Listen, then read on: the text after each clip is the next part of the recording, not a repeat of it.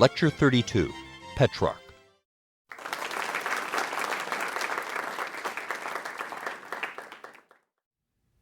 Welcome once again to the 8th of our lectures in this series of lectures on the literatures of Europe's Middle Ages. This one on Petrarch, the second member, along with Dante and after him Boccaccio, of the Italian triumvirate, the great writers of the 14th century. Petrarch's life is at once crucial, fascinating, and infuriating. His experiences, and we know a lot about him, help us to place his major works into focus. His works help us to reflect upon his life. But Petrarch constantly reworked his own books and constantly manipulated his own biography. So we can never be quite sure that we are seeing the man himself. We can't be confident that everything we know, we really know. Francesco Petrarca, or Petrarca, he Latinized it. He is Petrarch to us. One of my students once asked me about Petrarch that I was talking about. I said, no, not Petrarch. Anyway, he was born in Arezzo, just outside Florence, on the 20th of July in 1304. He came from a family of notaries, and his father, who was a friend of Dante's, was exiled in the same purge in 1302 that sent Dante away from Florence. Petrarch's family moved first to Pisa and then a bit later to Carpentras in the south of France. His father took a job with the papal court, which was a burgeoning center of activity at that time. The popes had moved away from Rome in 1305. The family couldn't find accommodation in the rapidly expanding Avignon, so they lived in a small town just outside. Petrarch undertook his basic studies at Carpentras, and then he studied law for a number of years at Montpellier, and then he went with his brother Gherardo to Bologna, and there spent about 6 years studying law, in somewhat desultory fashion, it would appear to us. He studied law to please his father. When his father died, he quit. He said, "I could not face making a merchandise of my mind." That should be inscribed on the doors of law schools. While in Bologna, he attended lectures on literature, and this sent him off on a very different path.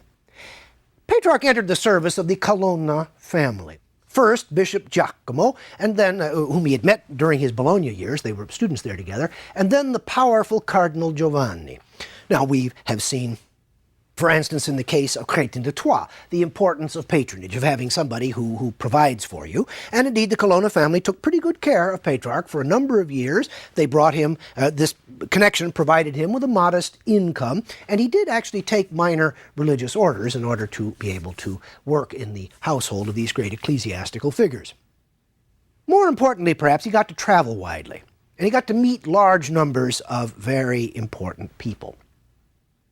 On April 6th, in 1324, he saw Laura in the Church of the Poor Clares in Avignon. Now, it is wonderfully typical of Petrarch that he noted this fact, and later the date of her death, in the margins of his own copy of Virgil's Aeneid. Some have supposed that Petrarch's relationship with Laura was purely platonic, but others, Boccaccio, for example, Petrarch's friend, wondered if Laura ever existed. She was for Petrarch muse. She was for Petrarch pretext. Maybe she was both. In 1333, Petrarch made a tour through Germany, France, and the Low Countries. In 1336, he visited Rome. In 1337, he was in Spain, and also in England. He discovered lost classical works. For example, he found 2 of Cicero's speeches in Liège, in what is now Belgium. He made wide connections. He had friends and correspondents literally all over Europe. We're seeing something a bit new here. Born in exile, Petrarch was comfortable as a citizen of the world. Dante somehow felt himself uncomfortable not being in his native Florence. Petrarch was happy wherever he was. In 1337, he settled in the Vaucluse in the south of France, a very beautiful place to be sure, and the one place he really seems to have loved. He wrote a great deal about it, actually. In 1341, Petrarch received the laurel wreath as poet laureate in Rome. He had, it's amusing to note, declined to be crowned in Paris. Paris just wasn't quite up to it. The late 1330s and 1340s saw a time of creativity, but also in some ways a time of challenges for Petrarch. His illegitimate son and daughter were born. He began his greatest works, and he began to revise some of his earliest ones. He found additional classical works, just by his travels around and visiting libraries and visiting monasteries. For instance, now, he found the letters of Cicero. Previously, people had known Cicero for his forensic speeches and for some of his philosophical writings. Now Petrarch finds his letters, about half, actually, of the total corpus of Cicero's letters. Petrarch's brother entered the Carthusians. He became a monk. This seemingly was a crisis for Petrarch.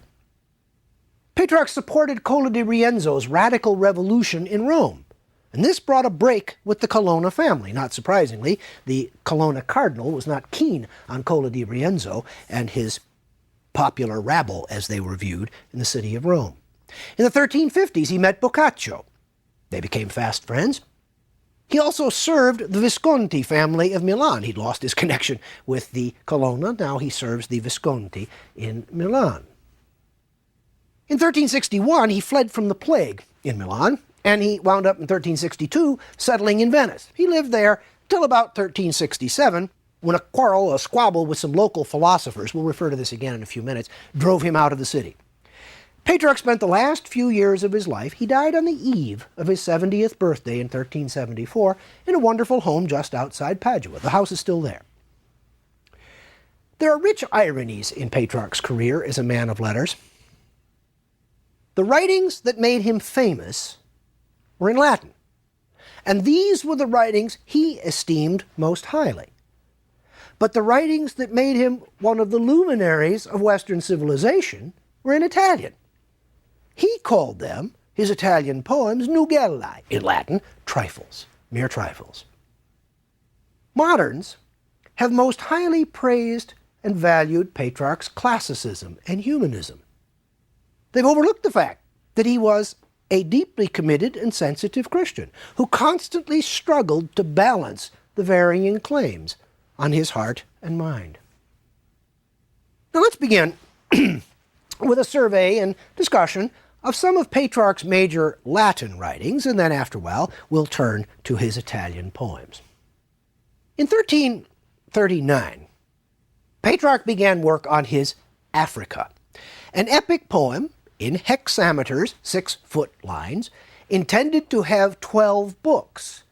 Well, 12 books in hexameters, gee, who does that remind us of? He's mimicking the Aeneid. He's mimicking Virgil. He completed 9 books, but no more. We have another one of these incomplete works.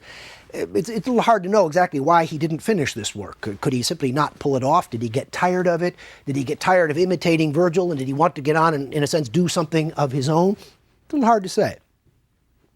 We do have a pretty clear sense of what his aim was.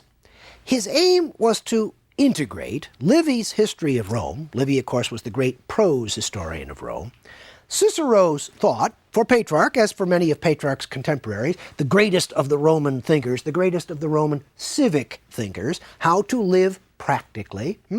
And finally, Virgil's poetry. So he's going to put these 3 great Roman models together.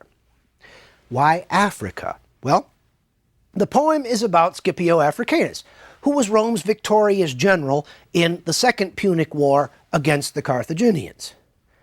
Well, what exactly is the point here? That is to say, Petrarch, as it were, embroiders Scipio's career, goes rather beyond what we really think that we know about Scipio himself. Well, we have here those beautiful lies again, in a way.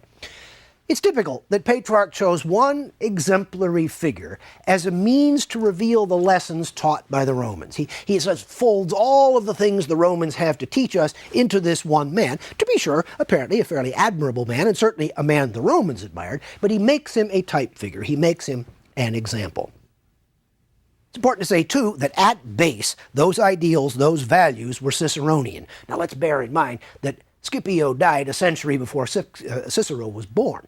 So the idea that Scipio embodied Ciceronian values, in a sense, only serves to make the point that those values are, as it were, eternal.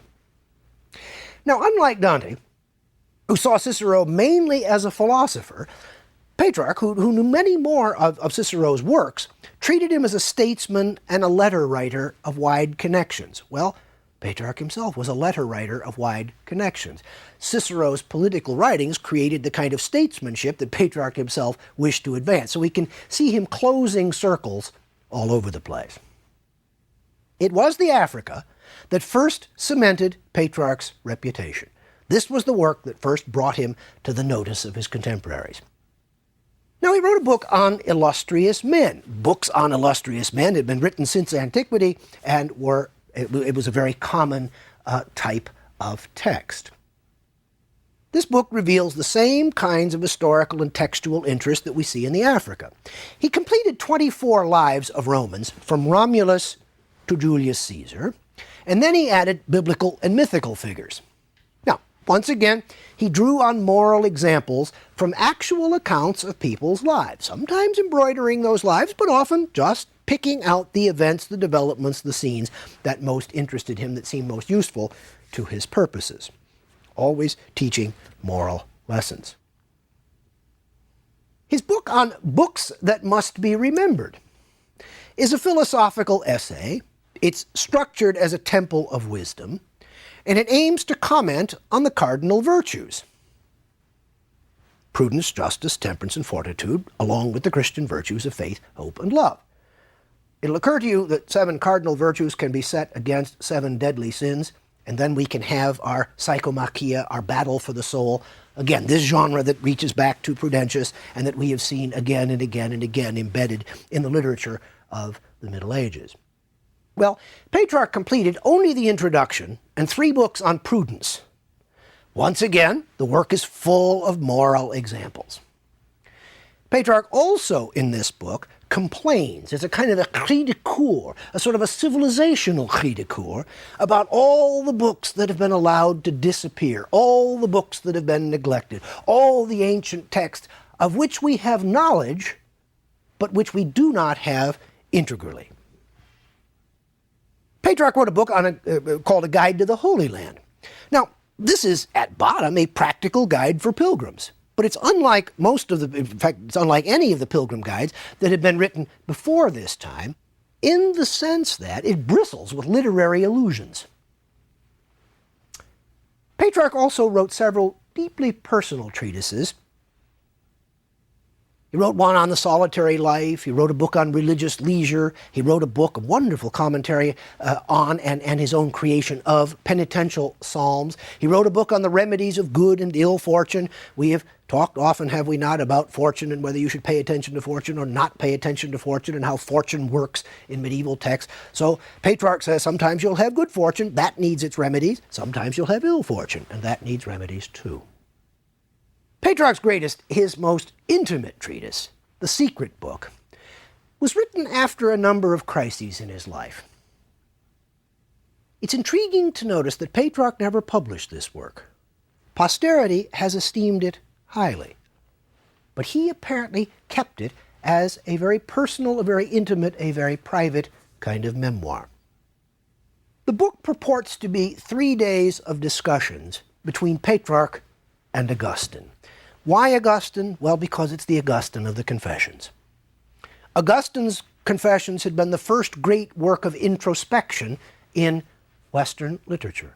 And now we have, in a sense, after nearly a millennium has passed, a second great work of introspection. So it is a literary and also a philosophical or theological homage to Augustine. Now, the dialogues treat, in their 3 days of discussions, the need to prepare for eternal life, an examination of the deadly sins, and the degree to which Petrarch had committed each one of them, and finally the reasons why Petrarch cannot meditate properly on love and death.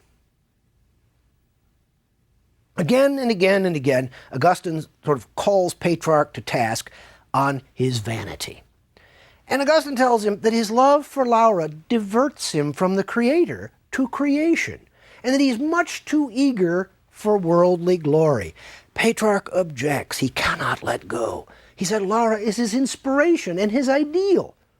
And then he says to Augustine, there is a place for worldly glory. Now, Petrarch also wrote several very harsh invectives, the most famous of which on his own ignorance and that of many other men. is his attack on Aristotelian philosophers, on scholasticism, and on dialectical reasoning. This is what got him in trouble when he lived in Venice. The local philosophical community were fairly old-fashioned Aristotelian scholastic philosophers. Petrarch didn't have much sympathy with that kind of reasoning, with the dialectical reasoning that was characteristic of scholasticism. So when they attacked him, he responded by saying, well, I may not know very much, but by golly, you guys don't know very much either. Finally, there are Petrarch's hundreds of letters. He arranged his own collections of letters, as many great letter writers have done, in his own ways. So, for example, he put together his letters on familiar matters. These letters treat an enormous array of themes. There's 350 of these. His letters to ancient figures, the letters of his later years, the letters of, roughly the last decade of his life, 125 of those. Various letters, 57 of these, they didn't fit comfortably in any of his other kinds of collections, so they're just kind of a separate collection all their own. And metrical letters, 100 or so, a little over 100 letter poems written in hexameters that he'd actually begun writing as a comparatively young man and sort of kept writing over a number of years. Now, Petrarch continually revised his letters, as indeed he revised all of his works, and this is one of those things that I alluded to at the beginning of this lecture, that is to say, the difficulties in catching Petrarch managing his biography. Essentially, the letters reveal three things to us about Petrarch. His concern with style. He was a master stylist. His thinking at any given moment, or what he wanted us to think that he was thinking at any given moment, and the issues of the day that engaged him. Now, Petrarch thought less, so he said, of his Italian works. But it was these which made his reputation in later times. Now, it's not surprising in a way that Petrarch would have, as it were, had his issues with Latin and Italian. We saw that Dante had his issues with Latin and Italian. Indeed, remember, in Dante's case, he writes the Convivio in Italian to defend articulating the superiority of Latin, even as he defends the vernacular. Then he writes on the eloquence of the vernacular in Latin to defend the use of Italian. So this was a kind of a common problem for these writers. Now, Petrarch's greatest collection of poems, his Canzoniere, remember I mentioned a little while ago, he dismissed as nugellae, trifles, mere trifles. But he worked on them constantly for more than 30 years. Remarkable scholarly detective work on the manuscripts, the autograph manuscripts of the Canzoniere, which are today in the Vatican Library, by an American scholar in the middle years of the 20th century, discerned that Petrarch put this collection through at least 9 different versions. Well, that doesn't sound like a trifle to me. Of the 366 poems, there's 365 for each day of the year, and then one more. It is like a liturgical collection in an interesting way. Only 37 of them don't treat Laura in some way. Now, if Laura was sheer invention, this is one of the great inventions in literary and in human history. The collection divides between poems 263 and 264, with the death of Laura. That is to say, after that, poems are of dead Laura. Before that, they are of live Laura. The first section displays confusion, tension, uncertainty. The second section shows Petrarch coming to grips with the fact, and perhaps as well with the message, of Laura's death. Petrarch deliberately set out to create something new. I think there cannot be any serious question about that. The great Italianist Mark Musa has put it this way. He said that Petrarch produced a thematic sourcebook of poetic language. Let me give you just one example of Petrarch's linguistic playfulness. Poem number 205, it's a 14-line sonnet. Well, remember, the sonnet was invented probably in Palermo in the time of Frederick II in the middle years of the 13th century. The Canzoniere are in, I should add, about 4 or 5 different major poetic forms, but one of the commonest forms in the Canzoniere is the sonnet. So number 205, a sonnet of 14 lines, repeats the word dolce, which means sweet in Italian, 13 times. Sweet anger, sweet disdain, sweet times of peace, sweet harm, sweet torment, and sweet weight, sweet spoken words and sweetly understood, now full of a sweet breeze, now sweetest sparks. My soul, do not complain, suffer in silence, and temper the sweet bitterness that hurt us. With the sweet honor you gain loving her, to whom I said, you are my only pleasure. Perhaps someday someone, sighing, will say, tinged with sweet envy, how much this man endured in life for this exquisite love. Others, oh fortune, hostile to my eyes, why couldn't I have seen her? Why didn't she come later on? Or I come earlier? Wonderful verbal play in that poem. One may also remark the way that Petrarch played with words and their sounds. He was drawing on Cicero's notion that similar etymologies reveal similar meanings. So we have Laura, Lauretta, Loretta, but Laura, breeze, Laurea, laurel wreath, Laretto, laurel grove, Laurio, highly praised, Laurora, dawn, Laura, hour. Well, when all but 37 of 366 poems are about Laura, and we hear all of those echoes of Laura, and I've only chosen some representative ones, you get a sense of the wonderful verbal play in these poems. Now, the range of poetic forms, of explicit allusions, of literary commonplaces is staggering.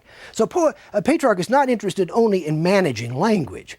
He's also interested in sort of managing the history of poetry.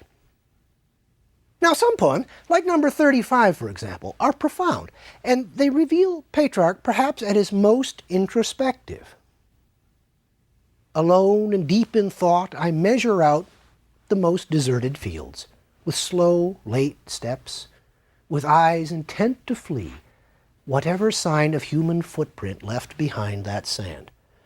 I find no other shield for my protection against the knowing glances of mankind, for in my bearing, all bereft of joy, one sees from outside how I burn within. So now I think only the plains and mountains, the rivers and forests know the kind of life I lead, the one concealed from all. And still, I never seem to find a path too harsh, too wild, for love to always join me, and to speak to me, and I to him. Among Petrarch's most admired poems, and perhaps the most beautiful of his love poems, is number 126. It's a little long, but let's read it straight through. Clear, cool, sweet running waters, where she, for me the only woman, would rest her lovely body, kind branch on which it pleased her, I sigh to think of it, to make a column for her lovely side. And grass and flowers which her gown, richly flowing, covered with its angelic folds.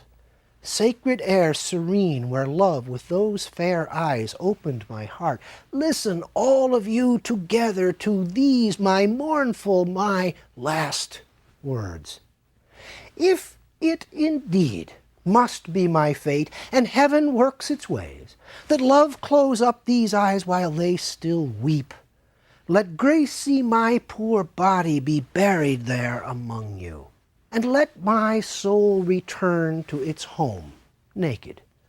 Then death would be less harsh, if I could bear this hope unto that fearful crossing. Because the weary soul could never in a more secluded port, in a more tranquil grave, flee from my poor belabored flesh and bones. And there will come a time, perhaps, that to the well-known place the lovely animal returns, and tamed. And there, where she first saw me that day which now is blessed, she turns her eyes with hope and happiness in search of me, and, the pity, to see me there as dust among the stones. Love will inspire her, and she will sigh so sweetly. She will win for me some mercy, and force open the heavens, drying her eyes there with her lovely veil. Falling from gracious boughs, I sweetly call to mind, were flowers in a rain upon her bosom. And she was sitting there, humble in such glory, now covered in a shower of love's blooms. A flower falling on her lap, some fell on her blonde curls, like pearls set into gold. They seemed to me that day. Some fell to rest on ground, some on the water, and some in love-like wandering were circling down and saying, "Here love reigns." How often I would say at that time, full of awe, for certain she was born up there in heaven. And her divine behavior, her face and words, and her sweet smile so filled me with forgetfulness, and so divided me from the true image, that I would sigh and say, "Just how and when did I come here, thinking I was in heaven, not where I was? And since then I have loved this bank of grass, and find peace nowhere else." If you had all the beauty you desired, you could with boldness leave the wood and make your way among mankind. Petrarch was a man who stood in the doorway between two worlds. He was religious, devout in his way, but dedication to the classics. Indeed, in some very real ways, Petrarch invented the classics by pointing back to certain books of Greece and Rome and saying, those works are special, they are of an elevated status, they mark out a particular kind of cultural achievement to which we should again aspire. This interest in the classics marked him out as different from his predecessors. Many, even Dante, could simply take on the classics as something familiar and something almost taken for granted. Petrarch did not take them for granted, nor did he wish those who came after him to do so. He had a profound sense that his own time was somehow different, but he wished desperately to live among the ancients. And yet we know, and we know clearly from his letters, for example, that his own love for his children anchored him very much in his own time and place. He had a profound sense that the classics contained truths valuable even under the Christian dispensation. Perhaps here was the great tension of his life. Perhaps it was not caused by his love for Laura, as much as by his efforts to blend the classical and the Christian, to find ways of reconciling these two great traditions. He was indeed a humanist by both temperament and by scholarship. Now, humanism here can mean someone who is focused on the affairs of this world, someone who has a great love for, a great dedication to, a great interest in ordinary human beings. But the meaning that we commonly ascribe to humanism in Petrarch's time, and indeed the meaning which he really gives to this word, he himself gives to this word, is one who is dedicated to, one who is devoted to, one who is inspired by the literature of Greek and Roman antiquity. Humanism is something we more characteristically associate with the Renaissance than with the Middle Ages. So the Renaissance perhaps is on one side of that doorway that a moment ago I said Petrarch was standing in, but the Middle Ages was clearly on the other side. He is not fully of either of these worlds. And yet he permits us to have some glimpse at the changes, the momentous changes that were taking place even in his lifetime. Now, in his letter to posterity, how many great writers have written letters to posterity? He said this, and let us give him the last word on himself. As a young man, I was deluded. As an adult, I went astray. But old age corrected me, and experience convinced me of the truth of what I had read a long time before, that youth and pleasure are vain. To be more exact, I was taught by him who creates all times and ages, and who allows wretched mortals swollen with unjustified pride to go astray from time to time, so that eventually they may recognize their sinfulness and see themselves as they really are.